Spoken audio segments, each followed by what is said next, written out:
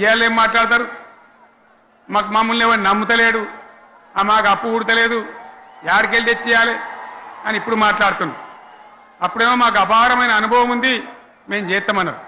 ఒక్క మాట చెప్తున్నా మిత్రులారా, ఇక్కడ నోళ్ళం మనమే కాదు, నా ప్రసంగం టీవీలలో వినేటువంటి కోటాను కోట్ల మందికి కూడా నేను మనవి చేస్తా ఉన్నా. ఇంత మోసం ఉంటుందా? ఇంత దగా ఉంటుందా? ఓట్లయితే రాని అవతల పడదామని ముచ్చట్నా? ఎంతవరకు ఇది కరెక్టు? తెలంగాణ ఎంత మంచిగా పోయేది, ఇప్పుడు బొందలు పడగొట్టినరా? ఎంత ఘోరమైనటువంటి ఫలితం మనం చూస్తున్నాం. ఇవాళ ఏం జరుగుతూ ఉంది? మళ్ళీ అన్ని మోపైనాయి. ఇక దుకాణం పెడతామన్నారు, లొల్లు పెట్టిండ్రు, బొబ్బ పెట్టిండ్రు. ఇక ఓట్లయినాక ఎత్తడు, తవ్వడు, మోయాడు.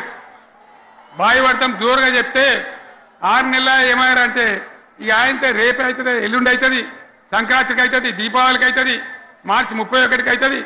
మార్చి 31 లేదు, మన్ను లేదు, ఏది కూడా చేసింది లేదు. మొత్తం ఆర్థిక పరిస్థితిని దెబ్బతీసింది.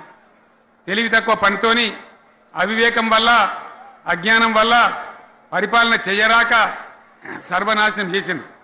రాష్ట్ర ఆర్థిక పరిస్థితి ఎంత మంచిగా ఉండే, ఎంత బాగా పోతా ఉండే. మేము కష్టపడి కడుపు కట్టుకొని, నోరు కట్టుకొని సంవత్సరానికి 10 నుంచి 15 వేల కోట్ల ఆదాయం పెంచినాం. అనేక రివ్యూ మీటింగులు చేసినాం. ఎంత బాగా తీసుకొని పోయినాం, తెలంగాణను ఎట్లా తయారు చేసినాం, ఆ విధంగా తీసుకొని పోయినాం.